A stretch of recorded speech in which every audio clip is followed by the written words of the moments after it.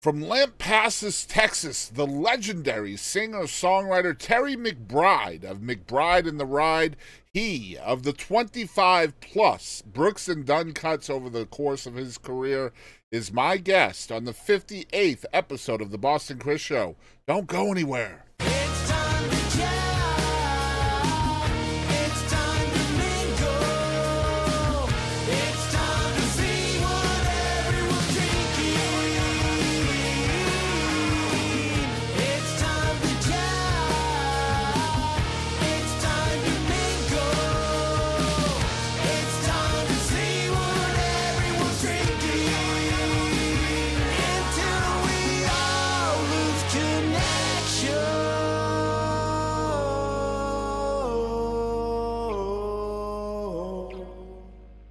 Hey, I'm Rico. I'm Jake. Thanks for tuning in to the Boston Chris Show. All right. Hey, guys. Boston Chris here with another episode of the Boston Chris podcast. This is my fifth straight day with an interview this week. And, man, we have a treat for y'all out there today. This is, I think, number 57 overall. Or 58, number 58 overall. We have Terry McBride on the show today. Terry, how you doing today, man? Boston Chris, by way of Texas. I like that. Yeah, absolutely. And you're born and raised in Texas, right? Yeah, I was born in Taylor, Texas, just outside of Austin. And then later, my dad moved us to Las Vegas for a brief period for about a year. Mhm. And then we ended up in Lampasas. My grandparents were there. I had an aunt and uncle living there. And so, yeah, that became home until I graduated high school. Nice. So just a brief time in Vegas. Do you remember your time in Vegas? I was 3, but I can remember a commercial, a toy commercial vividly. Yeah. And the carpet in this little motel we were staying in. And that's about it. Yeah. So But, I can't wait to talk to you about your dad. But let's get off the let's start off with some music, right? This is a music podcast. Yeah, so, sure. The first, I don't even think you know what 2 songs I've taken from your YouTube to chat about today. So this will completely be out of the blue for you. The first song I wanted to chat about was "Are You With Me," which I think is such a cool part of your story because it was a huge hit for Easton Corbin, but then ultimately it also ended up being a crossover hit for like house music band out of Belgium called Lost Frequencies. Yeah. So this song really kind of stood the test of not only geography but genre as well, right?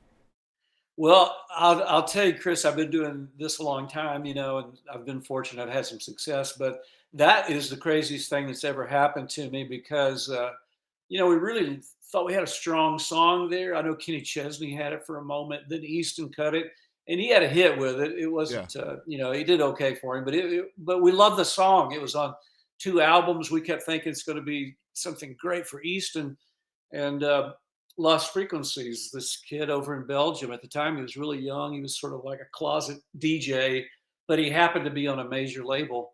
Wow. So he was scrolling through YouTube. He saw Easton Corbin had an acoustic unplugged, kind of moody black and white, cool little video, just the band but the song was really cool. And he loved that droning octave, how the song starts. Da, da, da, Yeah. da, da, da. I don't even know what key I'm in there, but that's how it started. And that hooked him. So he really wanted that. And he took the first verse and that was it. But he sped it up into this EDM tempo and it took off. No one had any idea that was about to happen, but it became a big hit around around the world. It wasn't just like a country song anymore. Yeah. It was a song that took off all around the country. Places like, you wouldn't even imagine. I remember seeing reports on the Lebanon top 10, it was like, but Australia, UK, all of Europe really took off in Germany first. That's where it became a big number 1 there and spread around the world. And that's happened for you a few times as a songwriter where, it's not just country music that ends up, picking up your songs, right? Well, through that single, with Lost Frequencies, I posted my country version, kind of unplugged, just me and my guitar. And then I tagged him. Which is what we're showing today. That's what we're showing, that actual video. Oh, Yep. Oh, cool. Then my Oh, I see. Yeah, I Yeah. just posted that, and then he responded, "Hey Terry, let's write another 'Are You With Me?'" And I went, "Cool." So we started emailing, chatting.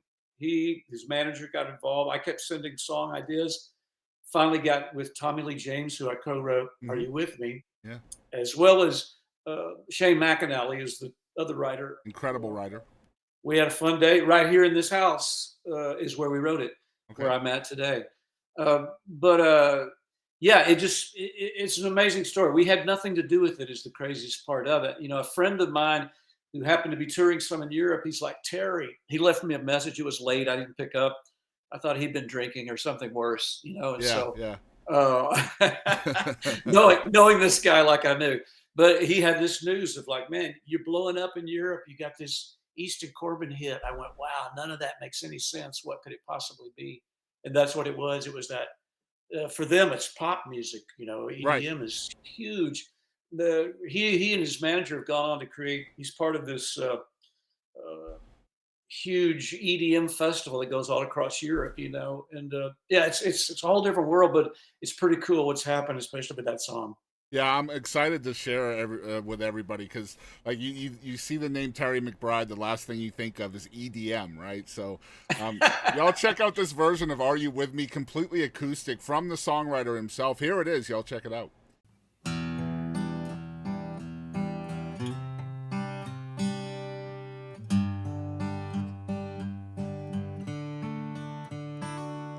I want to dance by the water neath the Mexican sky. Drink some margaritas by a string of blue lights. Listen to the mariachi play at midnight. Are you with me? Are you with me? I wanna fall like the Carolina rain on your skin. I wanna walk a little too far out on that limb.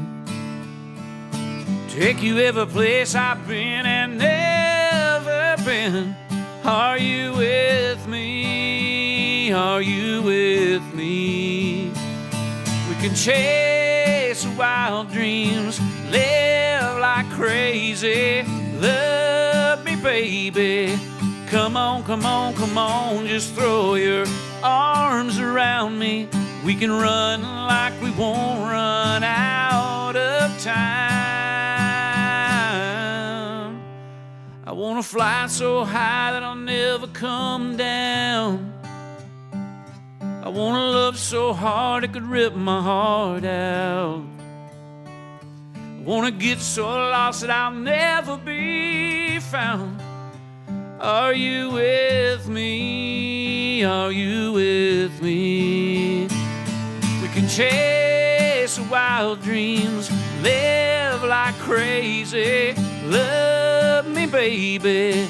Come on, come on, come on. Just throw your arms around me.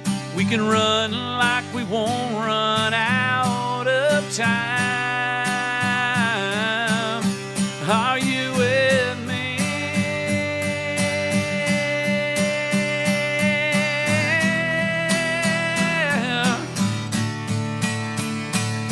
We can chase wild dreams, live like crazy. Love me, baby.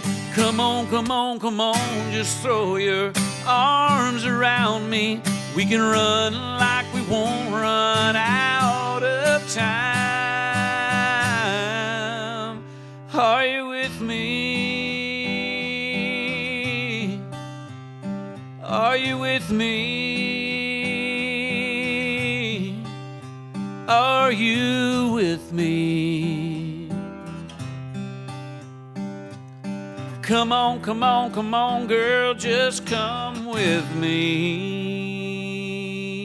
All right, so we're back with the one and only Terry McBride. First of all, man, thank you so much for your time in this and setting this Sure. up with us. Looking forward to it. Okay, so I got to break the ice a little bit first. I know we talked about the song a little bit, but what are your favorite drinks right now, Terry? Alcoholic or not? Yeah, let's see. I tell you what, somebody bought me like a 6-pack of some THC drinks the other day. They were interesting. I'd never Okay. had anything like that before. I don't drink, so that's as close as I've come, I guess. I'm sure I'll have to check someone that would out. someone would frown on that, but I just don't drink alcohol. Yeah, But trust me, I have I'm for sure. Yeah. Oh, a I'm big sure. portion of my life. I had more fun than any guy should have. But unfortunately, I got out before iPhones came in, so there's no topless photos of me or anything like that. So Are you I'm sure? just that's a good question. I'm sure there's a Polaroid somewhere sitting around, Chris. Now that you mentioned Oh that, man, just waiting for the damn it, right time to blackmail you. I was feeling pretty good about myself till you brought that up. But yeah, no. So you talked about growing up in Lampasas. So what was it like? I mean, first of all, let's let folks know out there who don't know. They should already, but your dad was a phenomenal singer-songwriter as well. I was a Dale McBride fan as well. Oh man. Yeah, loved his music. My dad, even though I was from Massachusetts, he was a big country Oh. music fan, and your dad always reminded me of Marty Robbins and kind of that vibe back in those days. What was it like Yeah. growing up with an artist like that as a youngster? Oh, it was crazy. It's as a kid, it's all it's your parents. Right. So, but a lot of my friends in Lampasas were ranchers. Their parents are ranchers or insurance or basic stuff. But a lot of agriculture there in and around Lampasas at that time. So my dad was totally different, of course.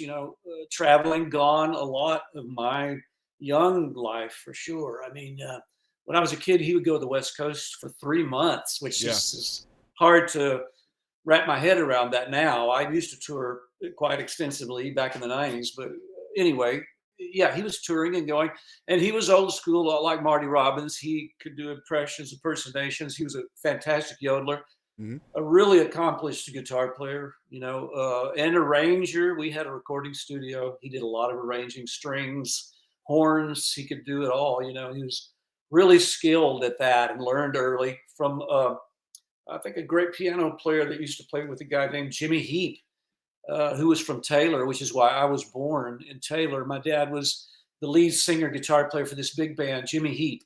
And that was one of his earlier gigs, like out of high school. Yeah, it was more like a rockabilly kind of sound, wasn't it? Well, they had a big million-selling single on "Release Me," which Ray Price went on to have Right. years later. Yeah. Talking like late 40s. They had a huge record on "Release Me," and that kind of put Jimmy Heap on the map, I guess, for a while during that period. But he did have a traveling show, and my dad was part of it. Right, because I remember some of the songs like Prissy Missy and that was very Oh, rockabilly.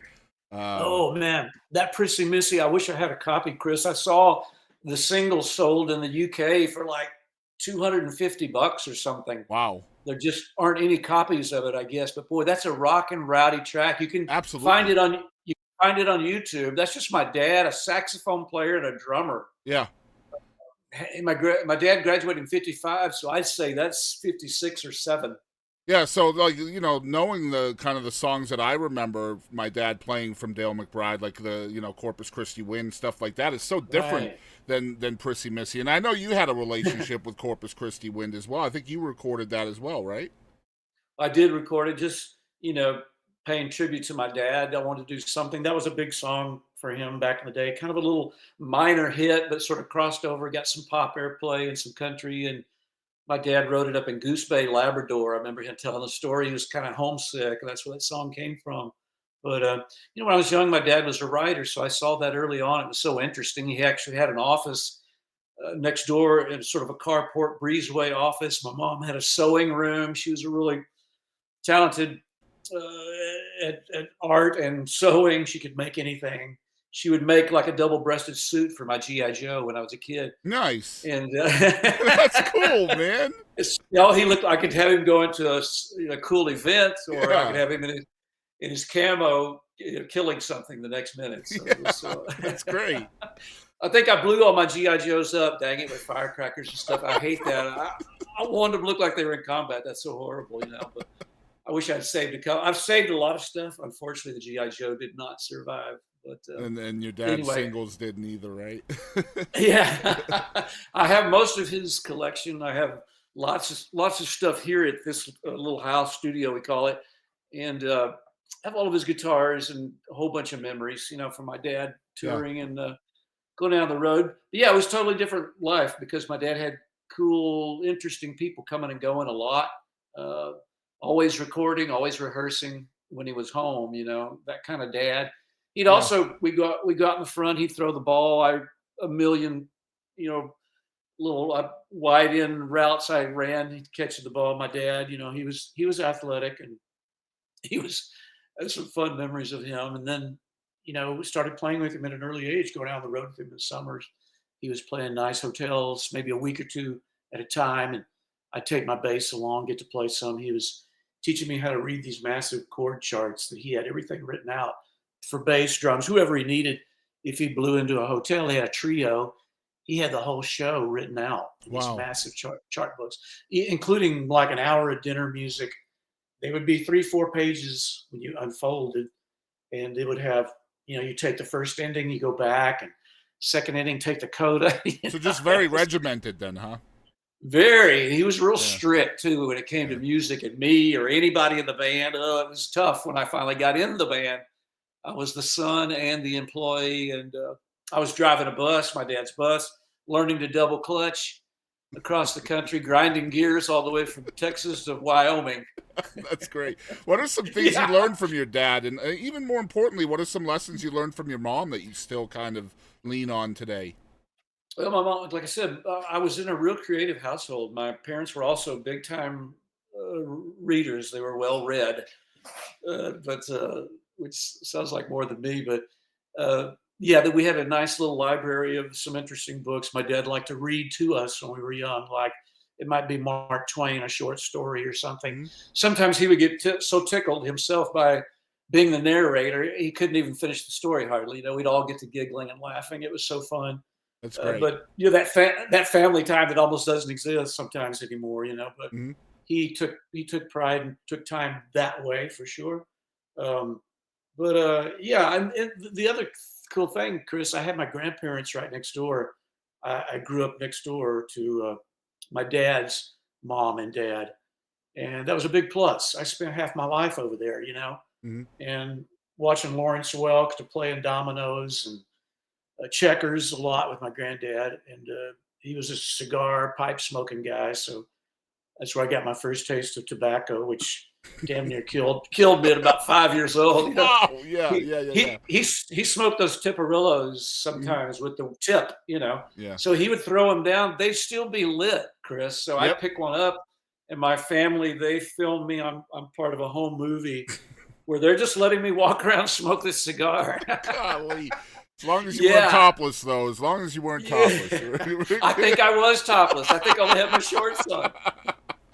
Oh, Now that man. you mentioned it, Yeah. I had no shirt on. It's Texas summertime. Yeah. Here's a question for you, Terry. A lot of times when your folks are, if either one or both of your parents are, an artist themselves or songwriter or involved in the music business at all, as a child, you can either kind of gravitate towards that because it's all you know, but a lot of children will rebel against that too in some ways or fashions. What did you do? Was there any rebelliousness against music? Yeah, not so much, but I went through a rebellious sort of phase, because my parents split in the 8th grade, Okay. and I kind of acted out. I didn't know what to do really, kind of went from my parents, having problems to all of a sudden my mom just leaving. Mhm. It was life as I had known it was kind of over at that particular point. And then going into high school, it's sort of a rebellious, you want your freedom type of phase stage in your life anyway, So I was probably acting out a little bit. My dad was on the road. He was having a lot of success in the 70s. Mhm. Had some little charted singles. He was signed to a label in Nashville, and especially in the mid to late 70s. And but yeah, it was an odd time for me. But my dad taught me so much. That was in high school. I had so much fun. So that kind of saved me. Music always has, If things weren't great at home, I always had my guitar from 9 years old on. I mean, I can't tell you how many hours listening to 45s when I was a kid, trying to figure out what was happening, like everybody does when you Mhm. fall in love like that. I've had this love affair with music ever since. Yeah. So it's started early, and I was very passionate and had a lot of more than talent probably in the beginning. And so my dad just gave me this little cheap Mexican guitar that he bought in Mexico, and this left me kind of with it, and I Mhm. really started to figure it out. And he was like, "Damn it, now what do I do?" Taught me a few chords, but still not pushing me to be anything. And until I was about 13, and I was starting to play in little bands, he took me over to look at some bass guitars because he was like, I'm a guitar player. I don't need a guitar player, but I do need a good bass player. Mhm. And if you're going to play with me someday, which of course is all I wanted to do as a kid. Of course, yeah. It's like, you need to learn to play bass. So I did. I liked it a lot. It was real easy, four strings. I was like, I found my instrument, because yeah, I just took to it. I really loved it. Still do. Still enjoy playing it to this day. What are some things that your dad taught you? Or actually, let me put it to you like this: was he kind of giving you pointers on the road life? Because he's blazing that trail before you. He's learning all the good things to do, the things to stay away from. Is he kind of passing that on to you as his son? He was. I think he wanted me to be a little more serious at times because I was a young kid. My dad was very, very serious, very straight, didn't drink, and became very religious towards the end of his life. And part Hmm. of our relationship at one point, he really went all in at one point. Um, but yeah, we had some struggles butting heads at times. But loved my dad, and he taught me so much.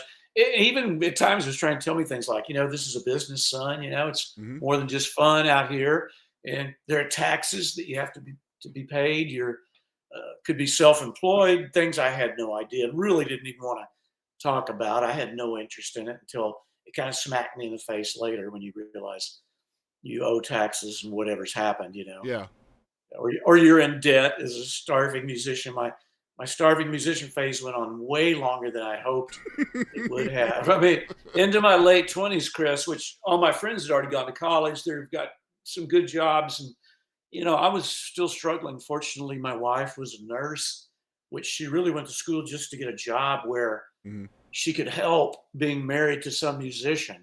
Yeah. She could move, live anywhere, still have a job. And so she really helped out in the beginning. And that's the only way we made it, Yeah. honestly, because even when I was playing with Delbert McClinton, one of the coolest gigs on the road and the best tours and fun, exciting, cool stuff, I still wasn't making a great living.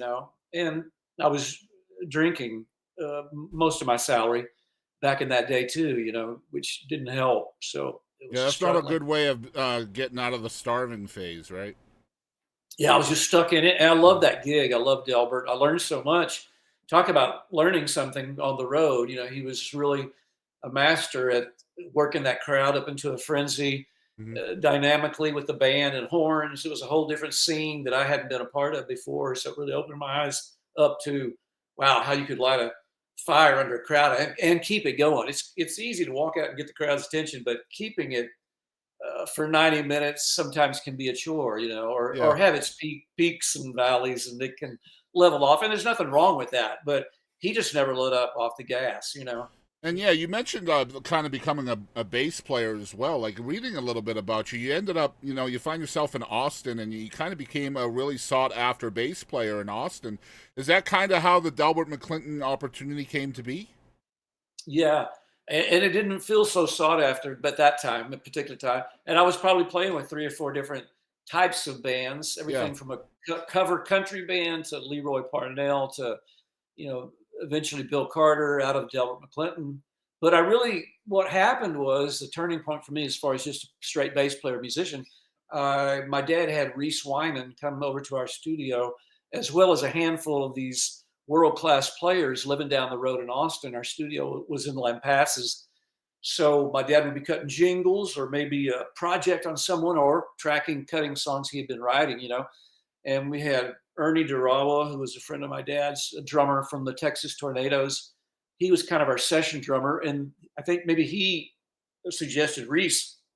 Reese came over. We loved him. He was so good. And for people that don't know, Reese went on to play with Stevie Ray Vaughan. He was playing with Delbert McClinton when I met him, and then plays with Joe Bonamassa now, but a phenomenal player. I'm talking 35, 40 years ago almost. That's shocking, but it's true. And Reese got to know me through these sessions, and he's like, man, I think I have a gig for you in Austin. And he saved me. It was the Hyatt Regency cocktail gig from 5 to 9, like 6 nights a week, Chris. And it was Ernie, it was Reese, it was a full band fiddle, Howard Kalish, I believe is his name. And we had a lead singer, and I'll think of his name in just a minute, I'm sorry.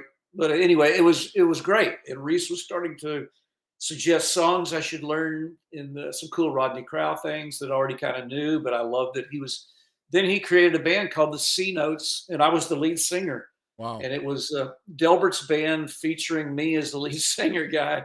It was demanding. Oh my gosh, we played a wide range and variety of music, and from Marvin Gaye to original stuff, and it was crazy, but it was so good. Yeah, talk about that, the progression of going from bass player to frontman. That's a completely different animal.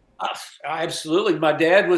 I grew up around frontmen. My dad was the frontman. My high school band already had a lead singer. Right. So I didn't do much singing at all. I was a harmony guy, and that's about, or I'd get featured, like even with Delbert, he would take a break and feature me on a song. And our keyboard player, Mike Duke, who was phenomenal at the time, and those kind of things, I would maybe have a little spotlight number, but I wasn't fronting a band, even though people were trying to get me to sort of lean in that direction. Including my grandfather, he wanted to see me go on and be my dad, and but I just wasn't ready. That was a lot of responsibility and gear and travel, and I saw the people struggling with it, and there was no Texas chart back then. There was no Texas radio. You just struggled as a band. No infrastructure yet, yeah. Not a hint of it, or I would have changed the whole course of probably what I was doing. Instead, I started trying to go to Nashville. I was just going to say, in '89, you left Austin for Nashville. And my question, it was a 3-letter question, why? But it was because of that lack of infrastructure, was it?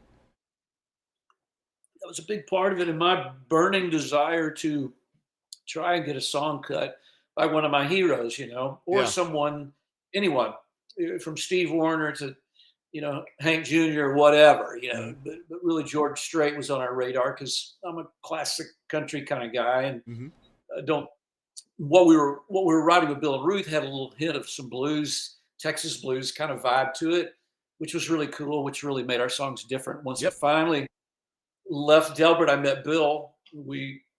Bill was putting a band together to go on tour with Stevie Ray Vaughan.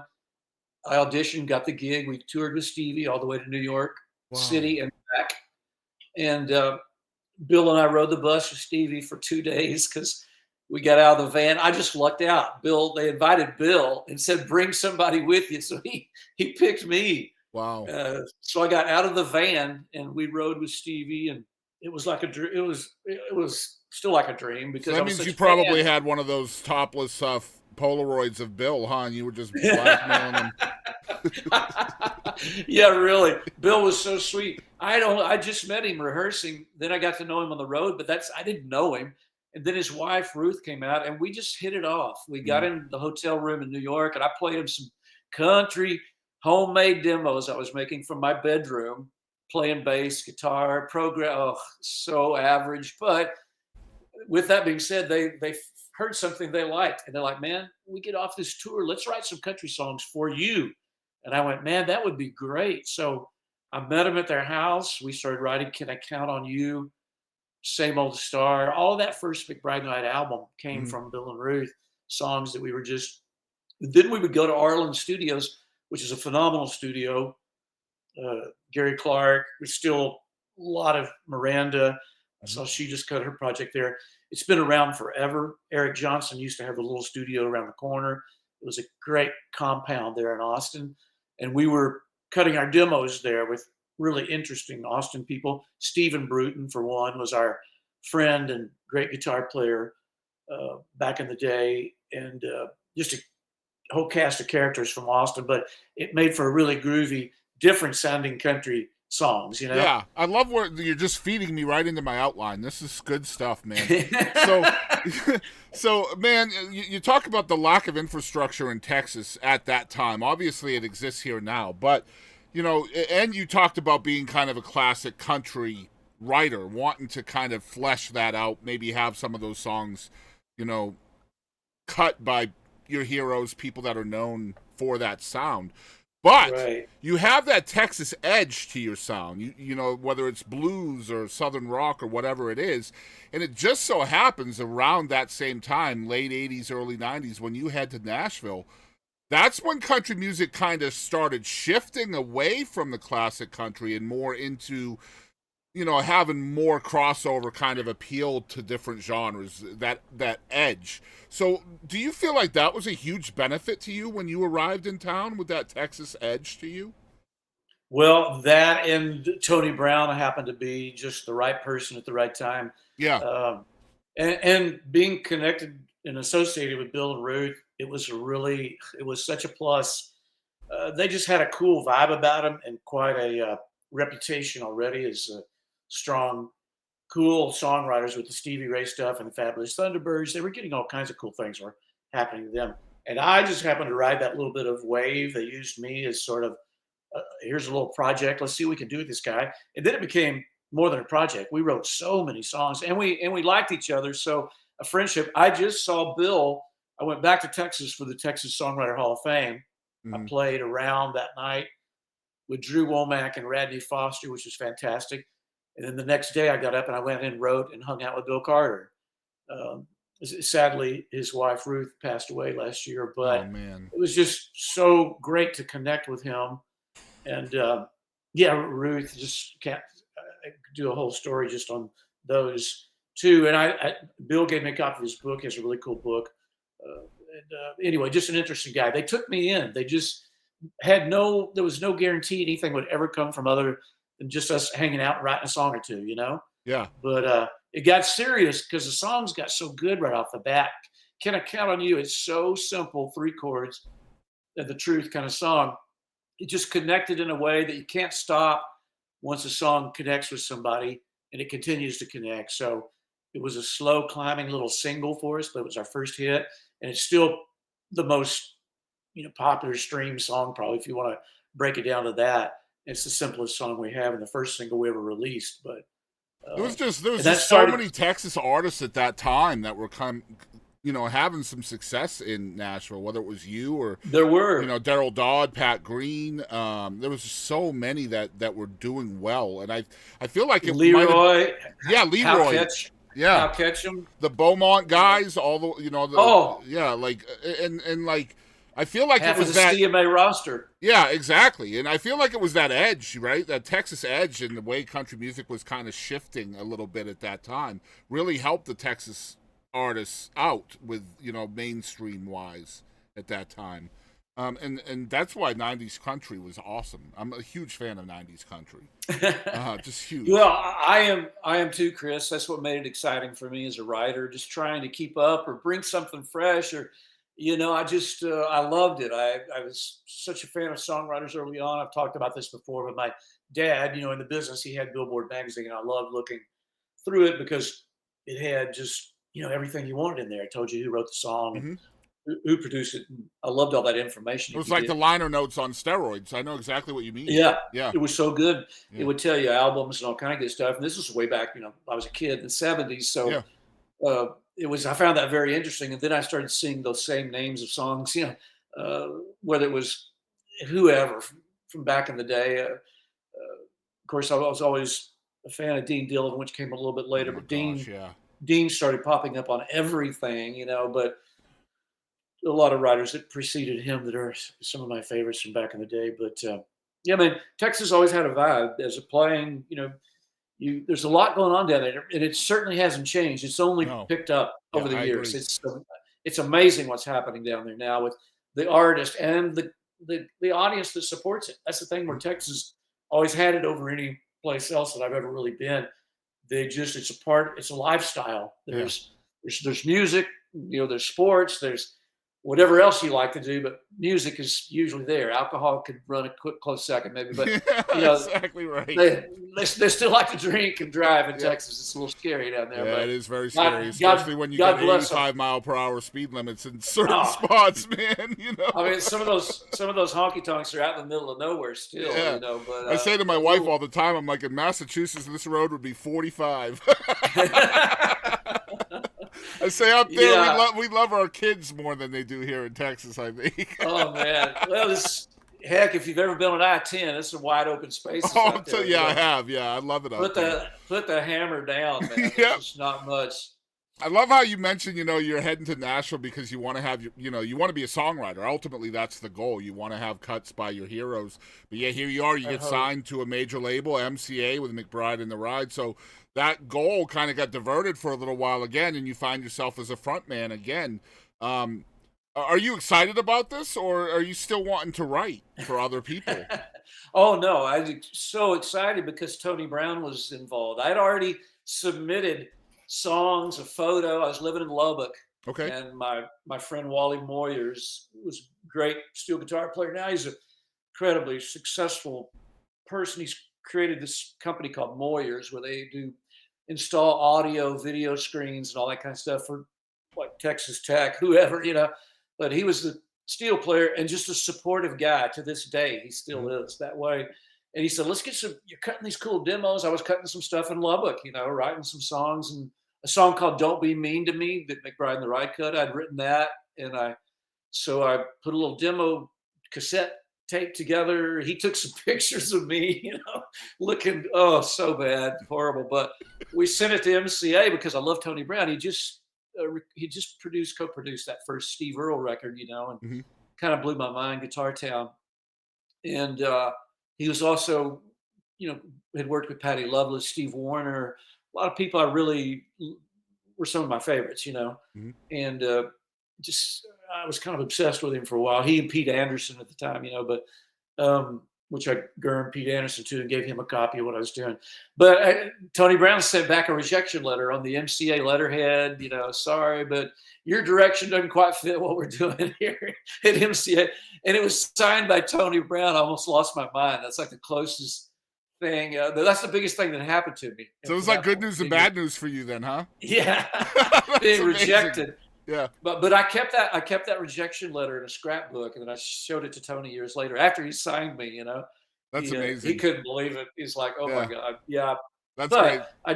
I wasn't ready. The songs weren't that caliber. We had that one good song and a couple that were just okay, and it's not really the way you catch somebody's attention or ears like a guy like Tony Brown, But when we did come back and we had some really cool stuff, the door opened, where before I definitely had it closed.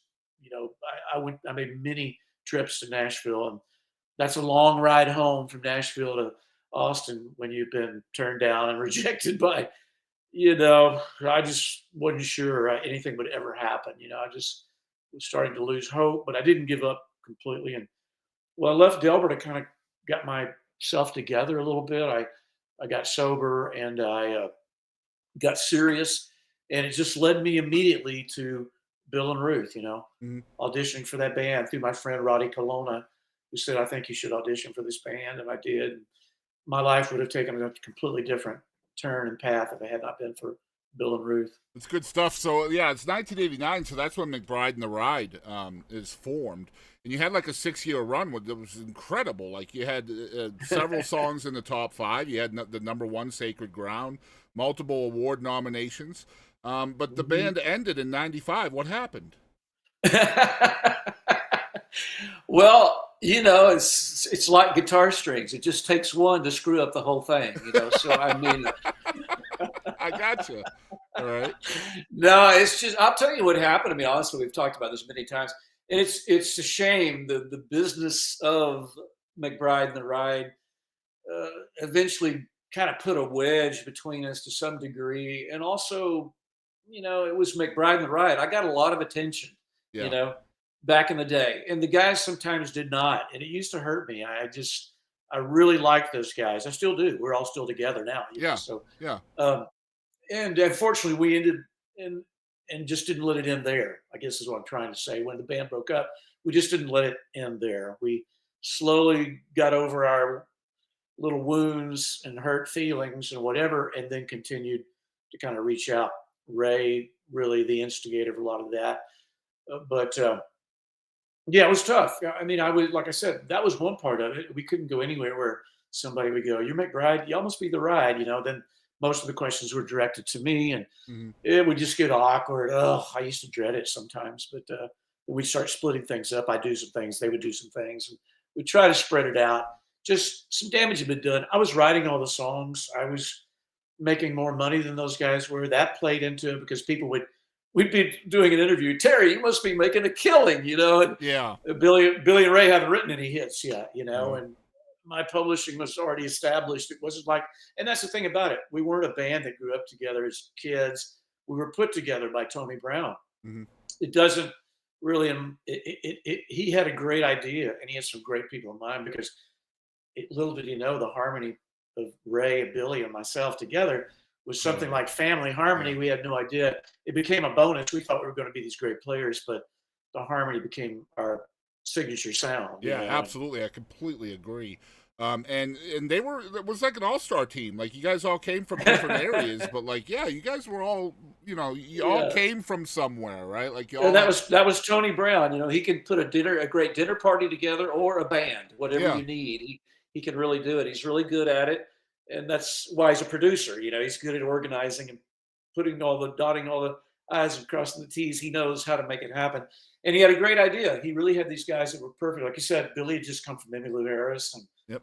Ray was on that "Lyle Love It" record, Mhm. and had been with Lyle, and so Tony produced that record, and it was all handpicked people, which I was flattered to, be in a band that they were going to build the band around these songs I'd written. So I thought, what do I have to lose? I didn't really want to be in a band, but once Tony, laid it out there, and then once I met Billy and Ray, it all changed. It felt really good. Yeah. And then once we played, we went, "Geez, this could be something cool."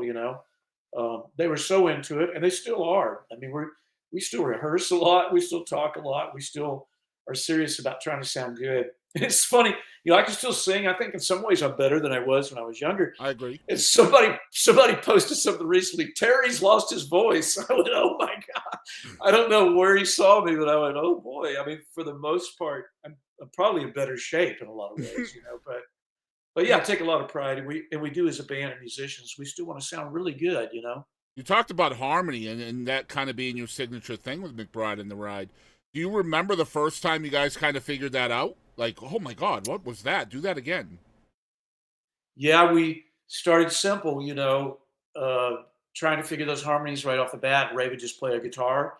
Mhm. And the thing about it is, Billy and Ray, they're both such good, they're so accomplished as the musician that it also plays a part when you start looking for these harmony parts, which if you're not smart and sharp about it, it can go south. If one part is off, once you start adding a part more than just the part above, it becomes tricky. A little bit of math, it's it's interesting.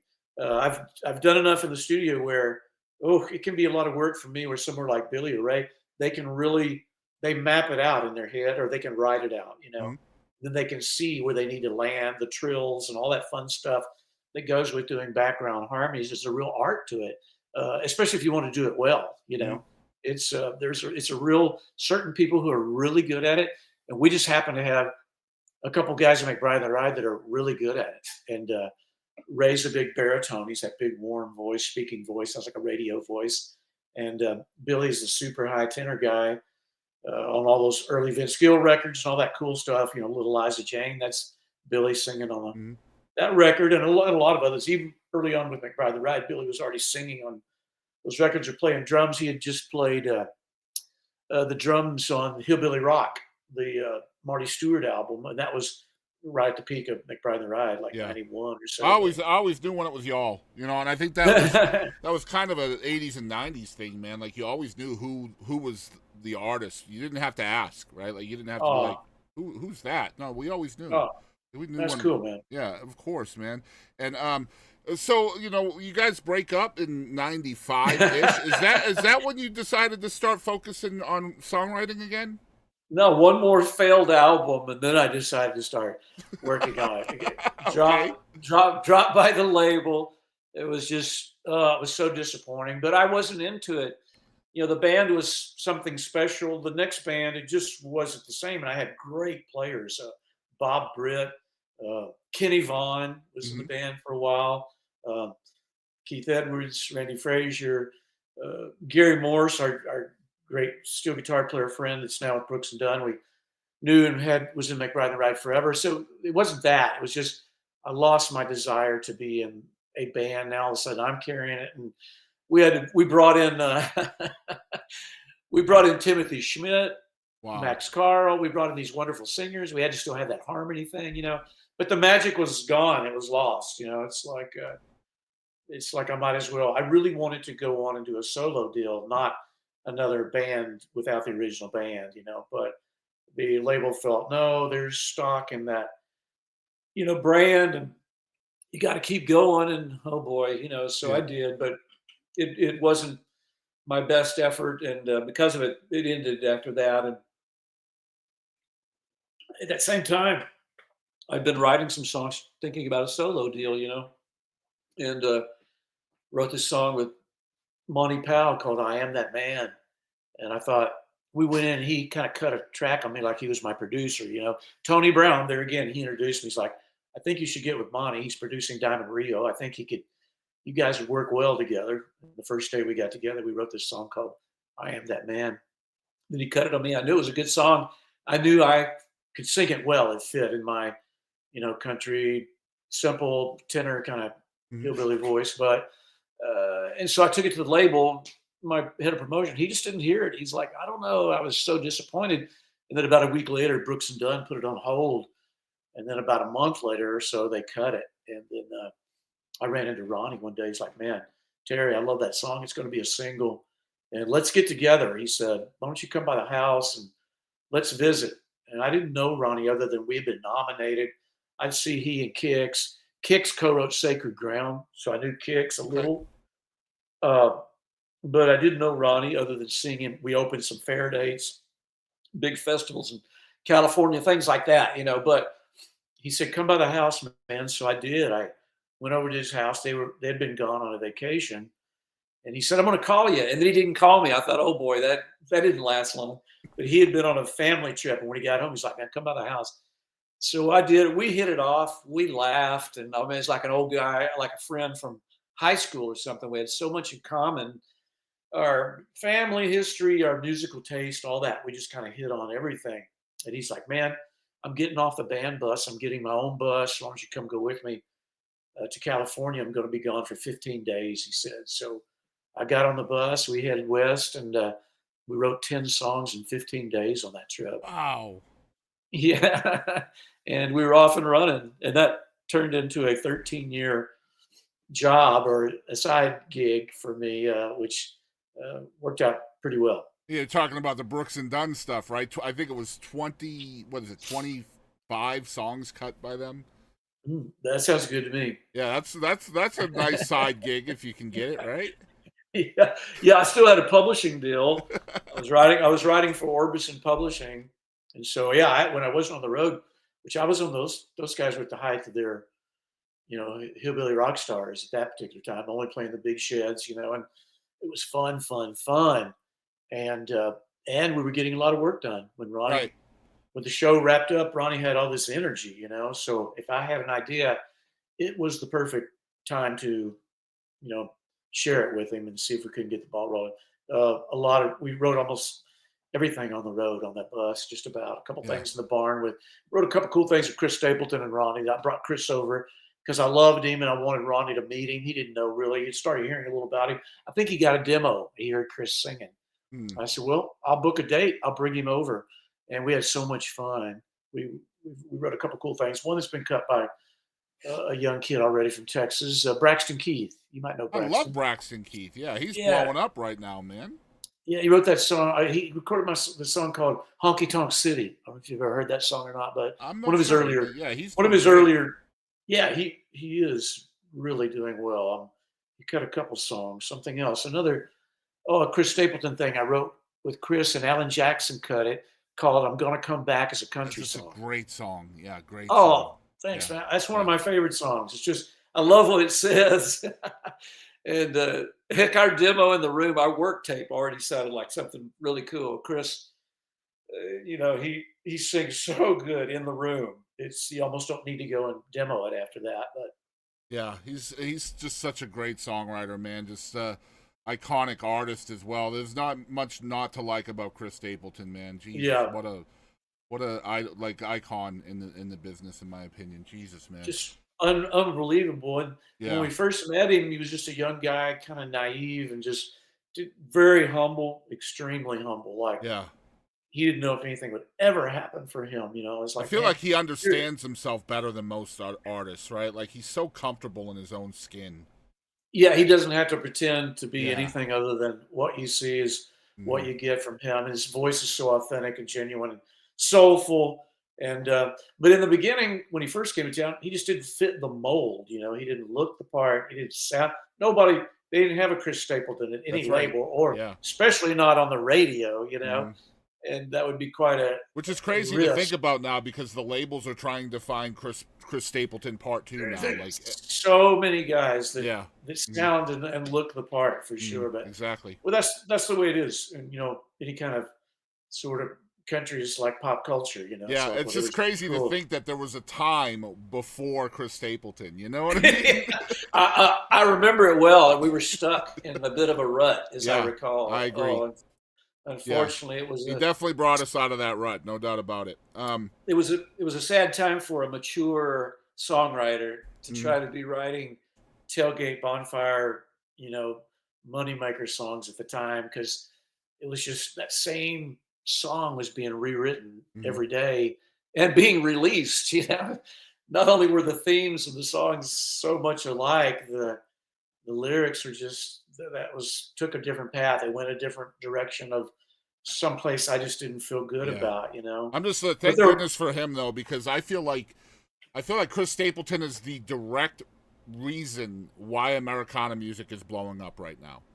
oh yeah, for sure. You know, Yeah, just there's I so many agree. artists that are coming out right now that are making waves in Americana that are just fabulous songwriters and stuff. And I don't think there's a room for them if Chris Stapleton doesn't open that door for them. You know what I mean? Yeah, it opened people's ears. I can tell you that for sure. Yeah, That absolutely.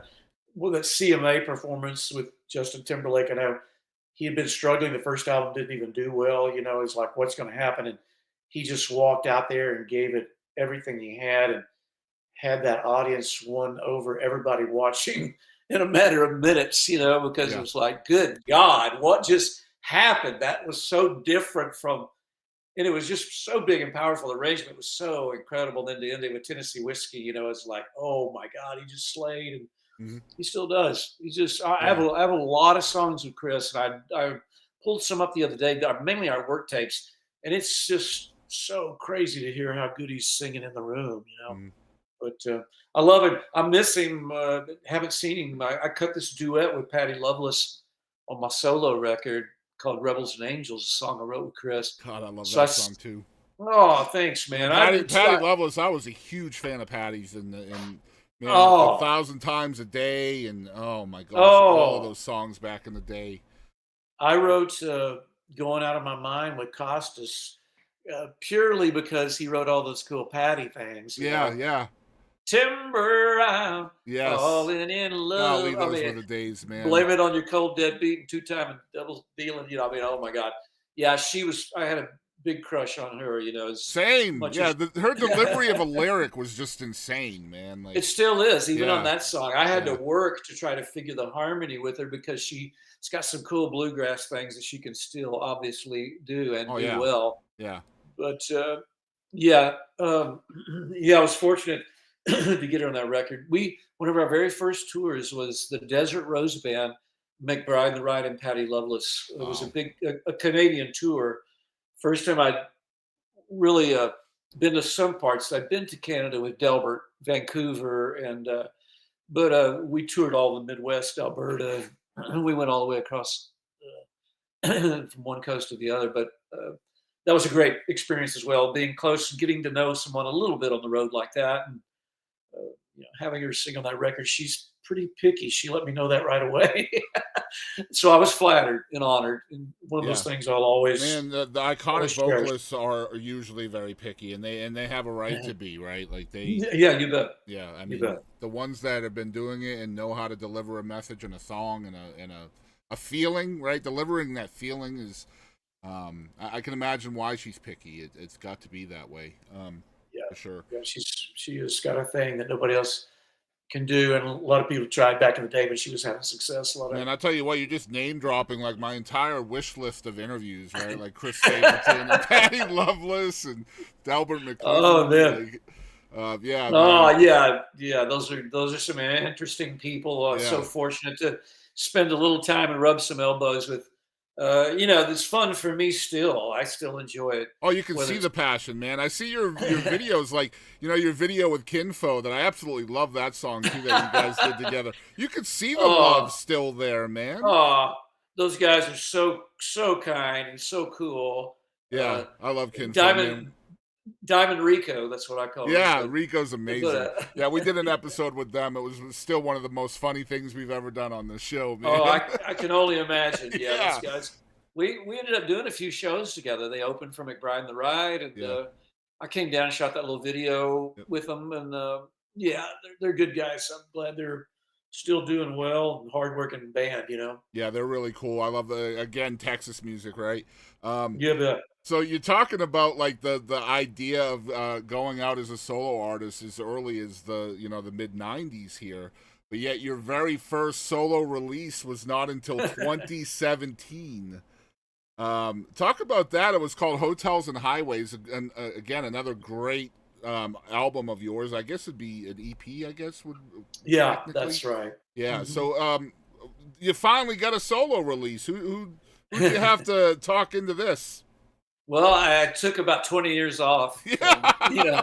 Yep. So I was well rested, to say the least, and that was just a publisher that I was writing for at the time. They were instrumental in convincing me I should be doing something. I was quite comfortable having success and not being in the spotlight. There's no pressure, Mm-hmm. Like even with Ronnie, I had the only pressure would be what I put on myself, to try to come up with an idea or something, and then I just had to be on the bus when it was rolling. That was Mm-hmm. not a lot of responsibility and a whole lot of fun. I could come and go, and I knew releasing something or trying to be a solo artist is something you need to be committed to. One, finding good songs that could fit you to start a record, and that's really what Hotels and Highways. We wrote that song, and I wasn't even thinking about it, but I thought I went in and a young guy was going to sing it, and then they had me. I just sang the scratch. Yeah. But the other songwriter liked the scratch so much that he did some editing to it. And I'll be dang if when he sent it back, I went, man, I could sing that song. So I did. I went back in and I put my vocal on it. And I love what the song says. It was one of those songs that I could see all of it as it sort of poured out of us that day. And I loved it. It's been my life, Hotels and Highways. It's all I've ever known, just like the song says. So it's very autobiographical then. Oh, most definitely. I mean, even from a childhood with my dad, hotels have always been a part of my life. Even Yep. with him way back when I was a kid, a lot of traveling and staying in hotels, or he was playing in hotels. And so, yeah, of course I relate, and traveling, it's part of what I do, but more so than that, just like, on the road, being gone, and still proud of that song, proud of that EP. Every song on there turned out about the way I'd hoped. That little song California is really cool. And Mm-hmm. Way back, and Boots Off, that was a song I still enjoy playing. People really seem to like that tune, so that's good. So my first attempt, and I felt pretty good about it. And I love that stuff, wrote, man. And then again, Rebels and Angels, which you talked about a little bit, which your first debut, I guess your debut album as a solo artist, full length record, that was in 2020. Yeah. So talk about the differences. I don't know, maybe creatively between like a solo record and a record with a band, because you've done both. Oh yeah, well, you're right. That's the band is so harmony oriented. We try to keep that in mind, just so we can, show that side of what we do, show it off a little bit. That's It's always signature, cool. right? Yeah. And if we can get a cool eagle-y sounding thing, which we all love, there was so much harmony when I was a kid growing up. I mean, Mhm.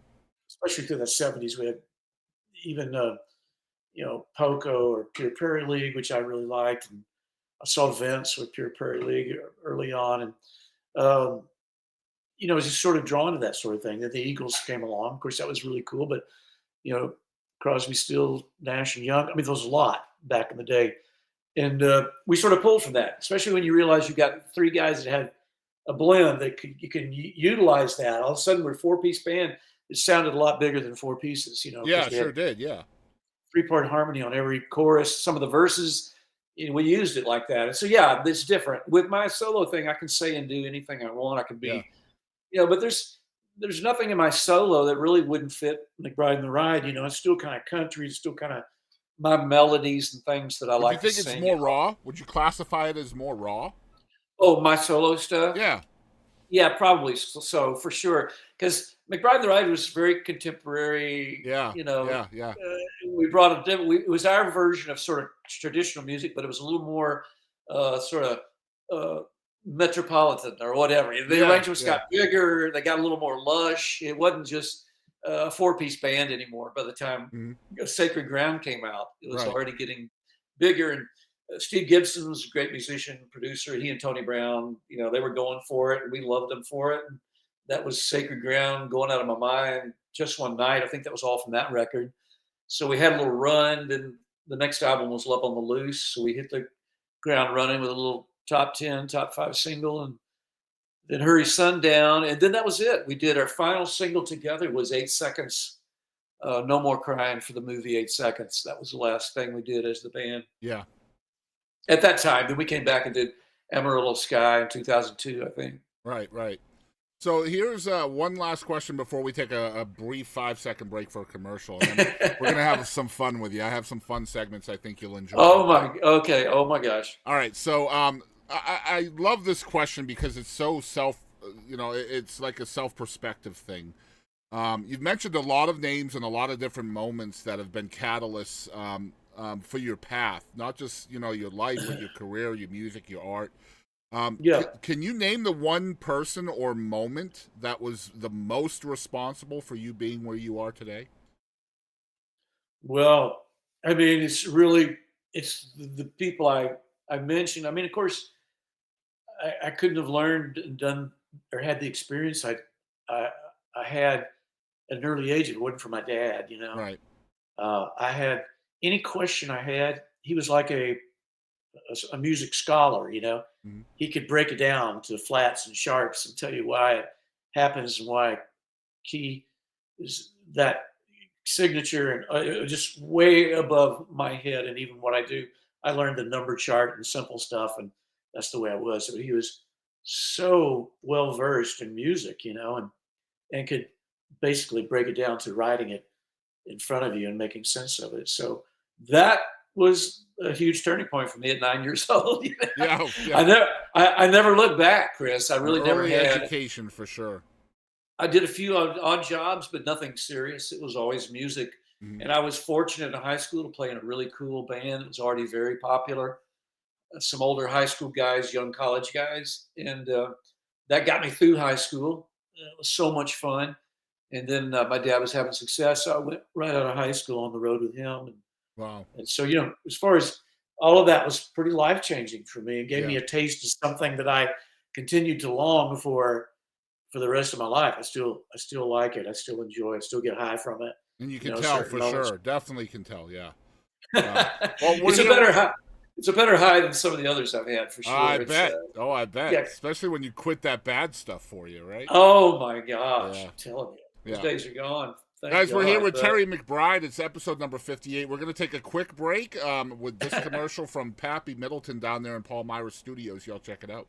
I'm putting it together right now, and I'd love to get it out that any student, I don't care how old you are or what, if your heart lies within this kind of domain of the sound, playing, any of that, I'm gonna start taking one day out of every couple of weeks and invite students in for a very small charge and I will tell you whatever you want. Any question you got, I'll try to answer it. Well, I will certainly put that out there. I'll make this a little ad for you, and we can share it Because everywhere. they'll have full access to the studio, everything. I can tell them everything about how all of this started from analog into the digital world, and you'll be able to have hands-on. And I'll show you why analog sounds better than digital. Amazing. Yeah, I'll definitely cut this out. I'll make a little ad out of it, and we can share it everywhere. That's awesome. Absolutely. Because I'd love to do it. That's my legacy, is to leave. It's the pass it down, right? Yeah. I mean. All right, so we are back with Terry McBride, an incredible singer-songwriter. We did allude to the Brooks and Dunn stuff a little bit. I did want to ask one last question before we get into the fun stuff, because I always thought this was such a cool moment in time when it came to music, and that was the If You See Him, If You See Her song being recorded by two legendary artists in country music at the same time. Both their records it was the title track of them. We're talking about Brooks and Dunn and Reba. I just want to hear from you. How did all of this take place? This had to be surreal. Oh, looking back now, Chris, it was amazing that it happened. It almost didn't happen, which was really sad at the time. Mm-hmm. But it was a situation where, and I talk about this when I go on tour. I do my solo dates. People like to hear some backstory or something interesting about a song. Mm-hmm. Not all songs have something interesting. Some just happen. This one was a situation where I was on the road with Ronnie, and early on, and they were touring with Reba McEntire, a big co-headline tour. Mm-hmm. And Ronnie just came on the bus and said, "Man, this tour is going well. If we had like a duet, I think we might do this tour again into next year." Wow. So I thought, man, that's a good idea. I was headed home off of that tour, and I had a writing appointment with Jennifer Kimball, who I just saw in Texas. She and Bob McDill have been a couple forever, and legendary songwriter. And Jennifer Kimball is a Mm-hmm. hit songwriter Yep. as well. I used to write with her and Tommy Lee James a lot. I had them coming up, and I told them the story. And so Jennifer had been thinking about it. She had that great idea. She's like, what if Reba walks into a bar and says to her girlfriends, "If you see him, let him know I'm thinking about him." Wow. We thought, man, that is such a cool idea. It already gets the couple talking. And so then we said, what if Ronnie does the same thing? If you see her, let her know I'm thinking about her, So that got the whole song started. And then we wrapped it up. I went in and did my best Ronnie Dunn voice, which I'd been singing on those records already. Whoa, if you see her, the ER in that song, all those ers, it's so Ronnie Dunn. Yep, As we were singing it, we went, Ronnie's going to love this, Mm-hmm. And so we had a young girl, Sonny Russ, who was writing actually for Reba McEntire at the time, this young redhead, and we had our own little mini Reba. She did the Reba part. I did the Ronnie part, and the demo was so good. We were so excited. I took it to Ronnie, and here I am singing like Ronnie, but I thought I have to get the point across, and played it for him, and he just flipped. I mean, one listen, and we were off and running. He's like, "Terry, I've never heard you sound better." He said, "Yeah, I sounded just like him." It's like, oh, that's great. Yeah, he actually told me that. So I thought, oh my God, I didn't know how it was going to go, but it went pretty well. And he was off and running, and Reba loved it. Then the labels got involved. Then the management got involved. Then it all fell apart because they were on two different labels. They couldn't figure out how to market it. Oh, man, I was just heartbroken because it was a match made in heaven. Yeah. I mean, it was like those two at the top of their game coming together as a fake couple. It was perfect, and it completely fell apart. Ronnie was like, I'll go get Patty Loveless to sing it. I said, it just won't be the same. And we all love Patty, Reba would have been, I don't know, for whatever reason and so Reba, bless her heart, she said, we need to make this work. And I love this song, and we need to figure out how to make it work. So the only way they could make it work was they had albums coming, and her album was called If You See Him, and their album was called If You See Her. And they realized, they figured out, they released them on the same day. I know. Reba came in at 1, and Brooks and Dunn came in at 2 on the album chart. And then I tell everybody I got to keep my house after that. Yeah, So. that's a score. Like that's the definition of a score, man. Oh, it put me through hell, though. It wasn't going to happen, and I was like, Yeah. "Oh my God!" I was just so I didn't. There's nothing you can do. You're helpless. Unprecedented. Had never happened before. Hasn't happened since. What a story, man. Congrats on that, man. Cool. Yeah. Honestly, Every that's a now and moment then- in history. You stick around long enough, every now and then things really can happen. You know, I've seen a lot of things fall through. That's just the way it is Mhm. in this business. I've had a George Strait cut. It was the title of the album. It was going to be the first single. It was so perfect. You know, it's George Strait. One of the reasons I wanted to bring songs to Nashville, you know, and it ended up not being the first single. Some programmer somewhere did not like the song, and it went from first single to no single. But I mean, I got the cut, which is great. I love the song is called "Always Never the Yeah, Same." always never the same. I thought that was it. Yeah. George loved it. He was doing it live. It was just perfect. He had already sent a couple of messages where he was loving the song before he cut it, you know. And I just thought that's so cool. A guy that I look up to so much, loving one of my songs, having to rehearse and learn it, you know, it's kind of mind blowing to think about it. But so anyway, thank goodness the duet did happen. And then It was later great. we went on and we Yeah. had Cowgirls Don't Cry, which again was Reba very instrumental in making that happen because they cut the song originally just as a Brooks and Dunn song Mhm.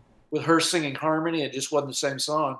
And she had the idea to stop it at the end, break it down, dramatic, add some drama and dynamics. And the next thing you know, she comes in and sings the last chorus out of nowhere. Yeah. And it just gets people every time. So Reba saved the day there, and I love to hear Yeah. that. Good stuff. Twice. Yeah.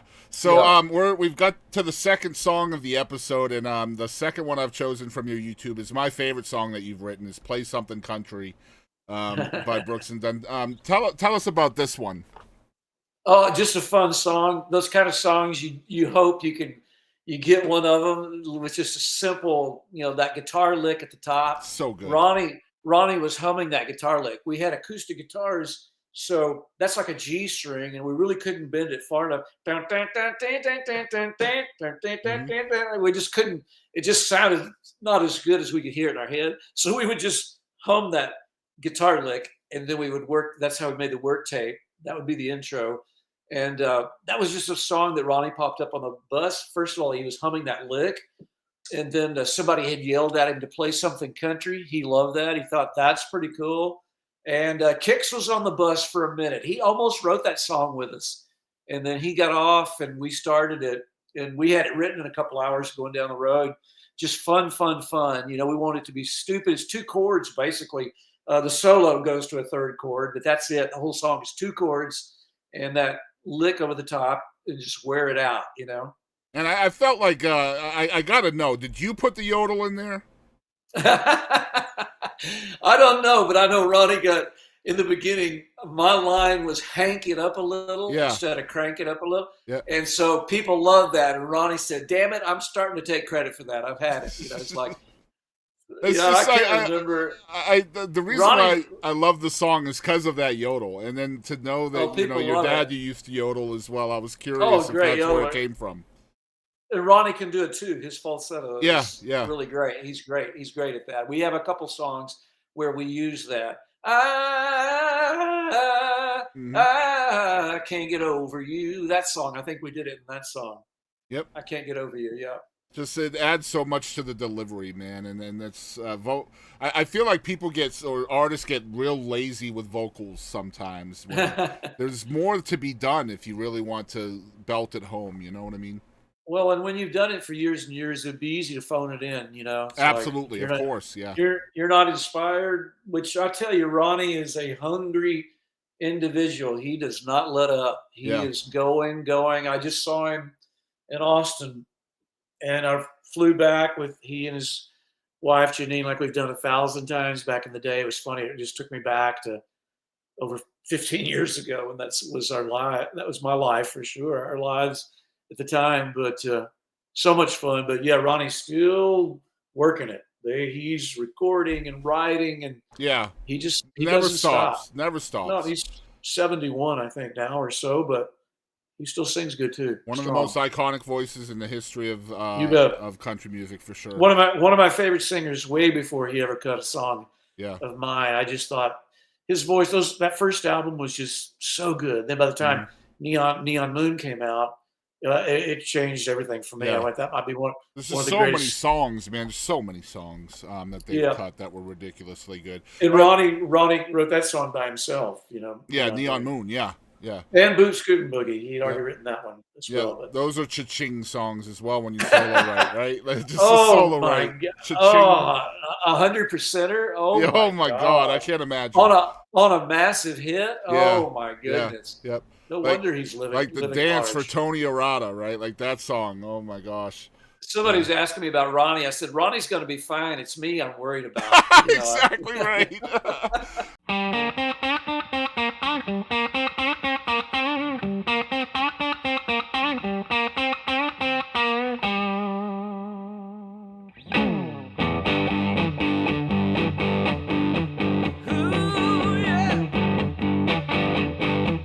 Well, she blew through the door like TNT. Put her hand on her hip, pointed her finger at me. Said, I'm a whiskey drinking, cowboy chasing hell of a time. I like Kenny, Keith, Allen, and Patsy Cline. I'm a full-grown queen bee looking for honey. Ooh, I'll play something country. All right. Well, the band took a break, the DJ played P. Diddy, she said, I didn't come here to hear something thumping from the city. Said I shaved my legs, I paid my money. I'll play something country. Now play something country. Crank up the band, play the steel guitar. Hey, get up a little, let's rock this bar. Threw back a shot, hit, I'm a Joe straight junkie. I'll play something country. Now, play something country.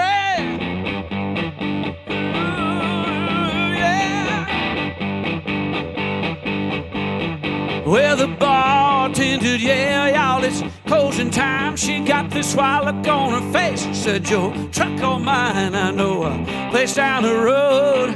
It's kind of funky, way out in the country. Now, play something country. Crank up the band, play the steel guitar. Hey, get up a little, let's rock this bar. Do back a shot hit, I'm a Joe straight junkie. I'll play something country. Now, play something country.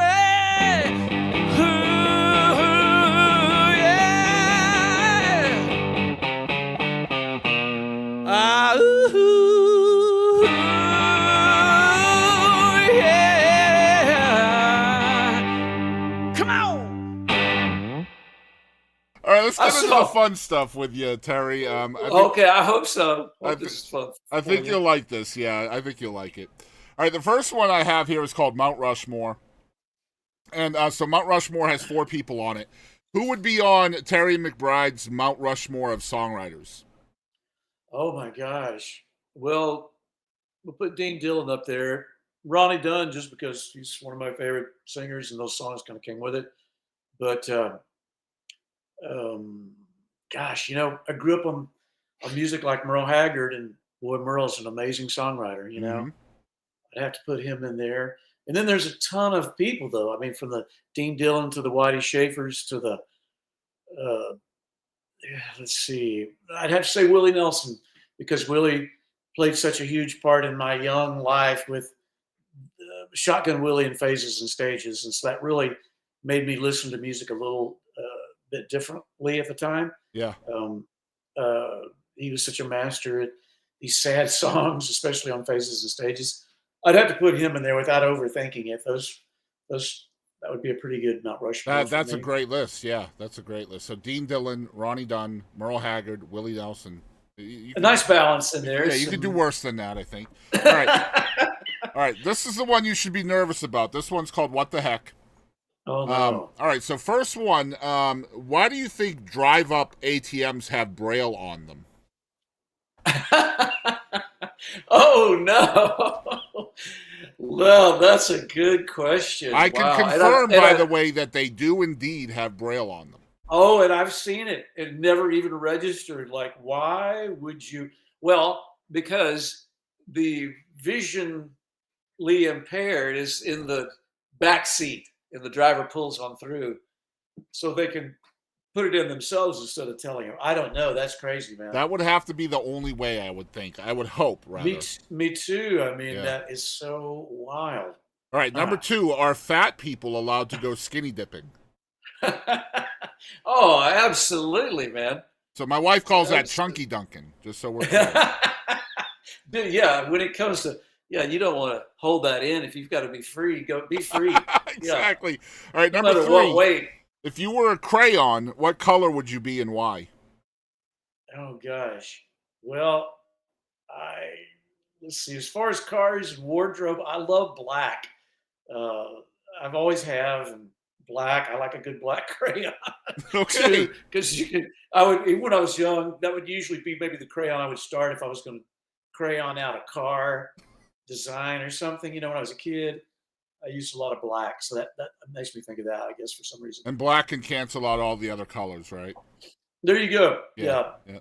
All right, number 4. Let's see here. How long do you wait after finishing your first plate of food before going back for seconds? Wow.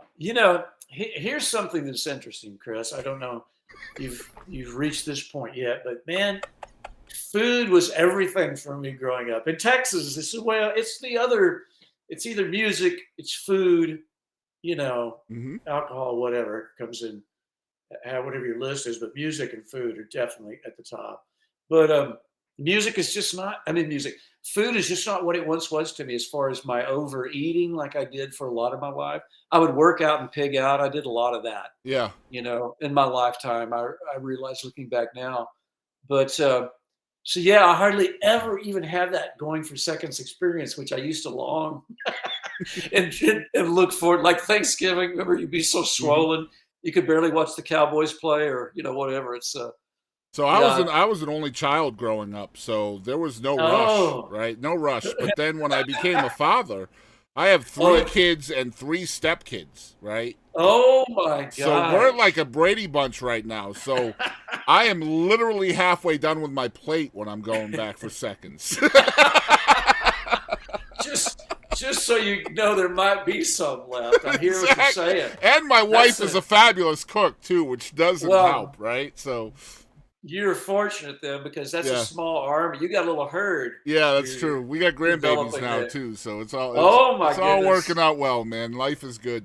Hey, I spent the first part of my day with my 2 older grandsons, and then my little 3-year-old grandson. Took him for a long walk in this radio flyer wagon that he loves, Yeah. All right, last one on What the Heck. What was your most awkward moment on stage? I played with my pants unzipped for most of one show until someone pointed it out to me. My bass was kind of hiding it, but I guess it became obvious to those down front. But nothing. I mean, you'd have to go all the way back to like Delbert. And so, just so we're clear, you're worried about the topless photos. Yeah, when I've got my pants unzipped. Oh my gosh! I talked to somebody the other day, and who was it? Like two women, and realized my pants were unzipped. I just had to stop the conversation. I went, sorry, my pants are completely down. Yeah, I hate to draw attention to it, but I'm walking around the hotel lobby is where I was in Abilene, Texas, with my pants unzipped. That's great. Second one this week that answered that question that way with the zipper being pants down. Unzipped. Yeah, I know Ray fell a couple times. One time hard on stage, and that was tough, to recover. But aside from that, I've been. Bass is a lucky you. Bass is a demanding instrument, man. There's no time for messing around much on stage. It's such a big note, Chris. If you don't hit the right note with a bass, oh my God! Right. Everybody notices. Everybody. There's no way to hide from that. So I had to be careful when I was maybe having a cocktail or one too many. I had to be careful to make sure I could keep my thoughts together enough to get through the set. I'm talking like Brooks and Dunn. I was having cocktails back in those days. And then Yeah. with another period of sobriety, which I am now for like almost 14 years, I think, or so. Well, But good for you, man. Good for you. All yeah, right. yeah. Next one is called One Artist. I think you'll like this one. Who is one artist you wish the entire world knew about? Wow. Let me think about that for a second. I mean, interesting. There's a lot of young artists that I've been writing with lately. It's kind of how I'm staying somewhat relevant by getting a chance to still write with some of these up and coming guys. Wow, let me think about that just a second. I mean, I'd say, someone that's so interesting like Braxton, but man, the world is kind of finding out about that kid. He's Yeah. something. I'm getting ready to do a little something. I'll let you in on this. I have no idea where it's going to lead, but I'm getting ready to do a little pilot for like a PBS taping, and my first two guests. I'll be taking your role here be on the other side of the mic. For the Oh, you're first going to be time ever. podcasting. Let's go. Yeah, yeah, yeah. And my first two guests are, one is Ruthie Foster. Oh. You know who Ruthie is? Yes. She's Yeah, from East Texas. She is. Yes. You're exactly right. Not far from College Station. Yep. And she just won a Grammy recently. Yeah, she's amazing. Oh, my gosh. And my other guest is Braxton. Braxton is the second guest. Oh, man, you're going to But, put me out of business. I see what's going on here. It would be a TV show if it comes into development, but we've got a lot of interest and some nice funding for it. So I'm looking forward to it. I've never taken on that role, but like you, I'm still curious about people, this music, and Me too, yeah. really, yeah. I'm kind of a people person. I like to know a little bit about what got them to where they're at, why they do the things they do. I like to pull back the curtain, man. Like, Yeah. This all started with just a local concert my wife and I went to, and there was a songwriter on stage, and they played a song, and I heard a lyric, and I was like, I wonder where that lyric came from. Yeah. And my wife just looked at me and said, you should ask her. And that's where all this started. Almost 500 episodes later, here I am. Well, and those are usually the best way to get started in anything. If it's something you truly are kind of interested in or passionate about, that's always a plus. And I think you did a good job today. You brought up some songs I hadn't really talked about, but are definitely important to me personally, and some questions that are just a little different. And I think that's interesting. I think the conversation part of being able to stretch this out a bit, I agree, makes that a little more interesting at times. I hope so. For no, man. Yeah, but I try not to ask the normal question, right? Like the elephant in the room. I'm not that guy. I try to ask what not the. For example, we had Susan Gibson on the show the other day, and she had that giant hit, Wide Open Spaces, with the Dixie Chicks and all of that. We never we never chatted about that song. Oh, yeah, cool. And so she's always asked about that song. So I want to ask stuff that she's never been asked. That's cool. Yeah. And if she had wanted to, she could have brought it up. And she did, and we did end up talking about it. But I didn't go out of my way to ask her about it for sure. Yeah. But anyway, so Braxton Keith is the one artist you want everybody to know about, and that's a great answer. I love him, and I think he's getting to that point for sure. Next one's called Wishlist, and this should be interesting because you've done so much in your life and your career. What's on your wish list? What do you still want to do? Yeah, I want to just keep working at finding myself and my voice still as a singer songwriter. Trying to tap into more personal things, and that's not always easy to do. Trying to find the most honest, interesting way to write these songs instead of, being pandering or, or whatever. There's some songs that are just kind of off-putting sometimes, like you're trying too hard or, so I'm not that I'm struggling with that, but I'm being picky about what I do next. I would like to keep a foot in Texas always because that's important to me. I do have 3 songs already that are just about growing up in Lampasas. One's called Hackberry Street. I really like it. It's I'm the last person in my family from that little dead end road. Only had 4 houses, which it's all about. It's all that's in the song. But I'm the last survivor of that street. Everyone else has passed on, Wow. which is kind of shocking and a bit sad, Yeah. because that was such a part of my existence and growing up, was that little dead end street, my bike, and all those memories of Lampasas, back in the day. But you know, if you're fortunate, you stick around long enough, a lot of things happen in your Mhm. life. But so I've tried to tap into that a little bit. I've got a cool song that I wrote with Bill and Ruth years ago that I just found recently called "All Around Cowboy," 1921, about my grandfather, and I love that song. Just about him, story song about my granddad at the Domino Hall, which he loved going to the Domino Hall. And I picked him up one day. It was about 107. He'd probably already had his license taken away. He's like A 80. spring day in Texas. Exactly. He's got a long sleeve pearl snap cowboy shirt on, his cowboy hat. It was so hot. I just bought a little Camaro. I was getting ready to move to Nashville, and it was a used Camaro from my wife. But I pulled up and rolled down the window and said, "Get in, old timer." He didn't even know it was me, Chris. He just got in. It was so hot. He's like, "I'll take a chance on whoever you are." I feel air conditioning coming out of that window. He just got in. I That's said, great. "Grandpa, it's me." Yeah, it's like, "Oh, son, take me home." Yeah, I will take you home. But yeah, so many memories. But it doesn't all have to be looking back either. I just Yeah. want to find some cool stuff. I want to find something interesting before I jump in and do another full project. But I spent so much time on McBride The Ride, which I love it, and it's so fun. And we have Bruce Boughton on the road, which is an amazing steel guitar player, legendary sort of steel guitar, Nashville session guy, and all Mhm. those Garth Brooks, all those Brooks and Dunn records. McBride The Ride, it's him on Sacred Ground, and Mhm. he's in the band. He's phenomenal. He's just a great guy. He's so fortunate to have somebody of that caliber playing with us, and makes for a lot of fun. I love it. So it's a good project, but Yeah. I definitely want to continue to. I haven't released any music since Rebels and Angels. I got caught up in this band thing. We did release EP, and we did release a live EP last year, and so we've been busy. Yeah, always busy. Next one, I'm as a fan of yours, I'm gonna name off some accomplishments of yours. You've had multiple number ones as an artist, multiple number ones as a songwriter. You've won the Trailblazer Award at the Texas Country Music Association.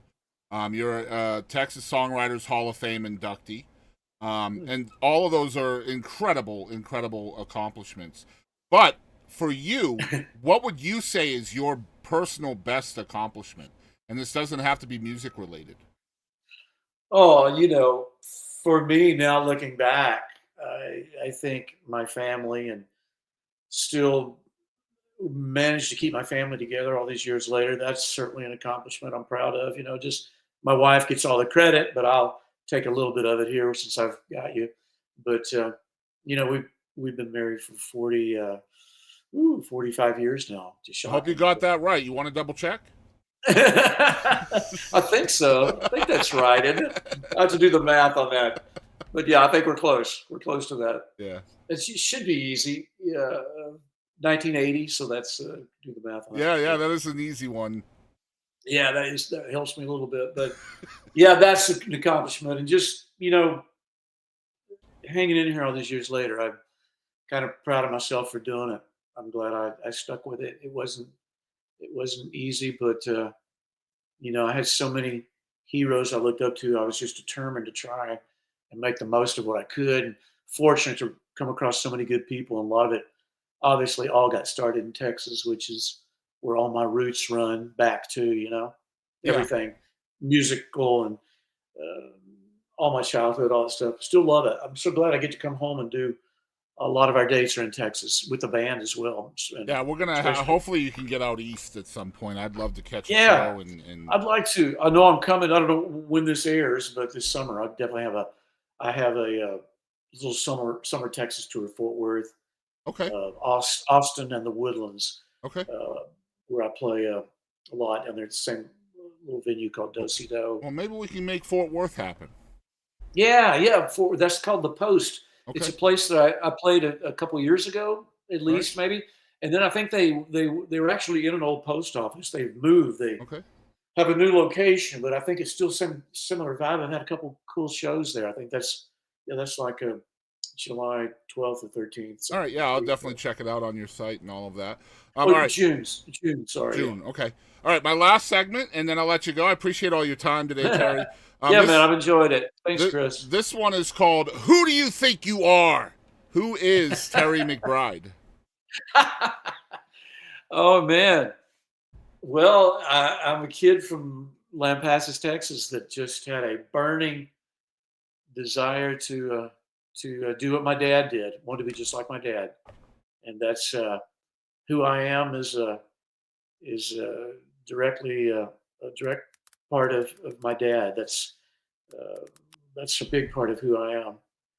Is what my dad taught me along the way. But it's I'm a father and I'm a grandfather and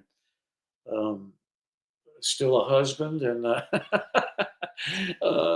not sure. I have to check my wife on that, but I think she's still hanging in there. Well, if like you I didn't said. get the 45 years thing right, then we might have to update that later, right? Yeah, once I said it, I went, "Oh my gosh, could that be right?" Yeah, that's great. It's just that number seems way too big, just like my age, Chris. I That's know what it's I'm hard like, looking back is at that- it, right? Yeah, is that really that number Yeah. correct? But It's not right. shocking. I've had It's two shocking different as it is. 10-year relationships. I was 16 years with my first wife, and now I've been with Oh, my my second wife goodness. for 10. So yeah, Oh wow, that's crazy. that's a whole different thing. See, I've Mhm. known Kathy since she was 15. Wow. She was a freshman, and I was a junior. Her family was from Lampasas, or one side of her family. They were ranchers, oil and gas, very successful family. The other side of her family was also extremely respected and ran the Mott's Five and Dime on the square downtown in Lampasas, where I would hang out in the toy section when I was just a kid. Her grandfather ran that store forever, and a big part of you know the that whole square and the hometown vibe of Lampasas. I mean, it's just an iconic Hmm. little store back in the day. But her grandparents, yeah, it's interesting. I knew all of them growing up. Just her great family, her memories, mom, right? her mom, her dad. Yeah, we go back for sure, to say the least. Good And I stuff. believe that's 45 and beyond now. Well, let me tell people where they can find you in case they I'll do want it. to know. It's TerryMcBrideMusic.com. That's where you can follow everything he's got going on. On Spotify, it's just Terry McBride. You can follow him there, become a monthly listener. The Instagram is Terry McBride Music. The Twitter, or X, is The Terry McBride. Facebook is Terry McBride Music. Am I missing anything? Yeah, I think you got it all. Let's see. Yeah, I'm actually on TikTok. I can't even tell you what it Hey, is. there you go, TikTok. So, But I know it's growing, and so is the band. Yeah, the band's on there. The band. yeah, you It's can actually- follow the band. I think it's at McBride and the Ride, all spelled out to AND for that. Yeah, Yeah. McBrideTheRide.com. That's that. Yeah, but we're getting ready to post our summer tour all the way through like September, October. We're going to be out in West Texas with Tracy Bird at the Coyote Store. That's in October, but we've got some other fairs and rodeos we're playing. So yeah, a lot of it's in Texas. So Yeah, check come us out. out. Come out and see Yeah. him. Yeah, absolutely. Love to have everybody. Come on. Hey, this is Helene Cronin. Thanks so much for tuning into the Boston Chris Show.